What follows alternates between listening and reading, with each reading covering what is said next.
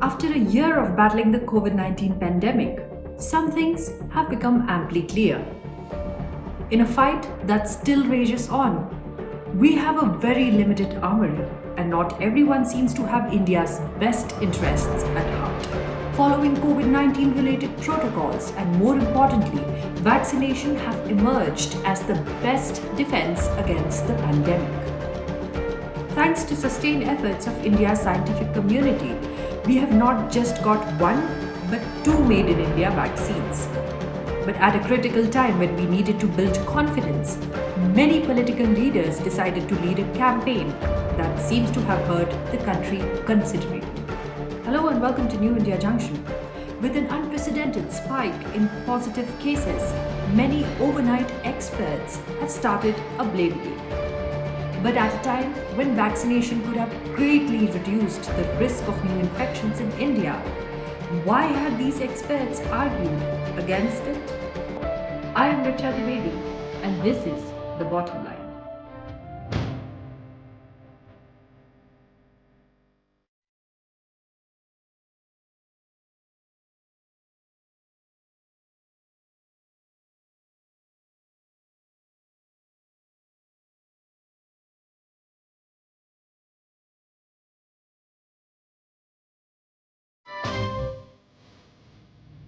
Just a few months ago, when COVID-19 vaccines were becoming a reality, Prime Minister Narendra Modi had chaired a meeting with chief ministers.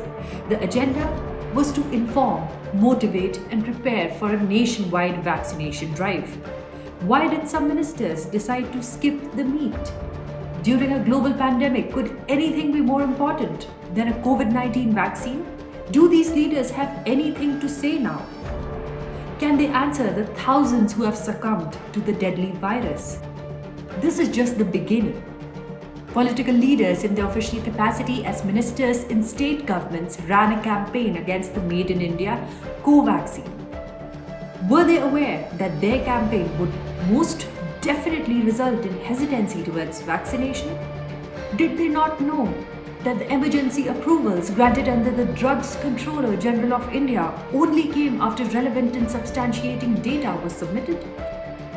Does the word emergency mean anything, or is it now just a Congress thing? Unfortunately, this isn't a singular occurrence. At a point when getting the vaccines to senior citizens and persons with comorbidities was paramount, many political leaders decided to launch a crusade aimed at creating mistrust. Why was this necessary? Was the declining number of infections not sitting well with these leaders?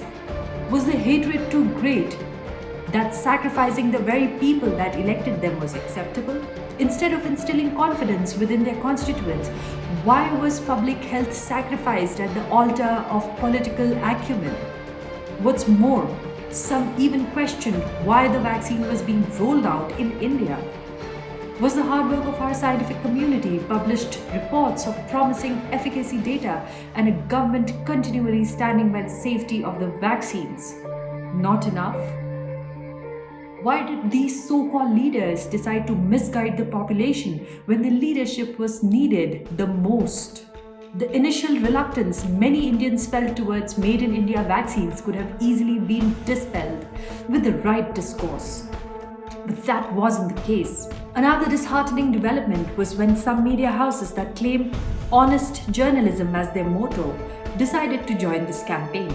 At a time when the country was doing well in containing the pandemic, these eminent journalists peddled opinions that questioned India and its scientists.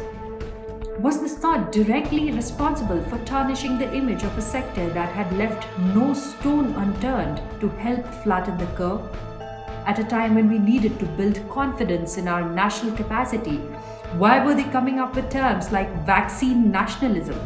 We agree that patriotism may be too much to ask of some, but surely a general sensibility should have prevailed. Of course, for a government dedicated towards the welfare of its citizens, the priority was getting the most vulnerable groups vaccinated first. Only when they were eligible did officials get their vaccines. Even Prime Minister Narendra Modi got the jab once circulation was streamlined. The same was the case with Dr. Harshvardhan, our Minister for Health and Welfare. Was this not enough of an example? Maybe the fact that there would be no room for VIP or cut culture in the world's largest vaccination drive wasn't sitting well with some. Even then, some media outlets attempted to downplay these developments. Would seeing their Prime Minister wait his turn and get vaccinated like an average Indian not build confidence amongst the citizenry?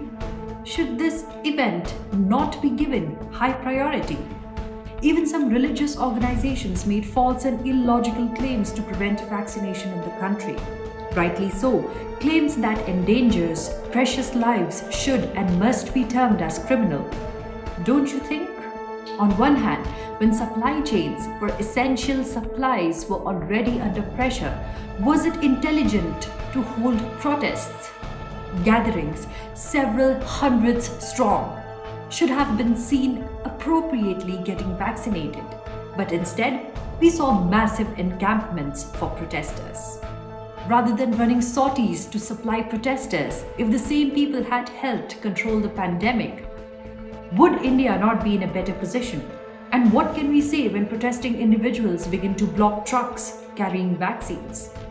For a moment, consider this. Today, India achieved uncountable milestones when it vaccinated its people on war footing.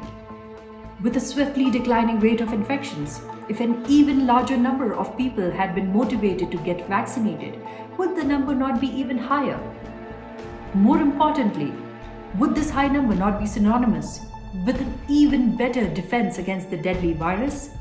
And finally, would a stronger, more effective defense not result in a significantly lower case positivity? When we compare this with the current situation, we don't need rocket scientists to tell us what went wrong. If only these aforementioned leaders had helped dispel vaccine hesitancy instead of politicking at the cost of national capacity, we as a nation would surely have fared much better. Hopefully, as we go forward and wage another battle against the second wave, they may choose the more responsible path. Until next time, remember to stay safe and healthy. Most importantly, do register yourself and get vaccinated if you are eligible. Don't forget to like and subscribe. Dhanyavad and Namaskar.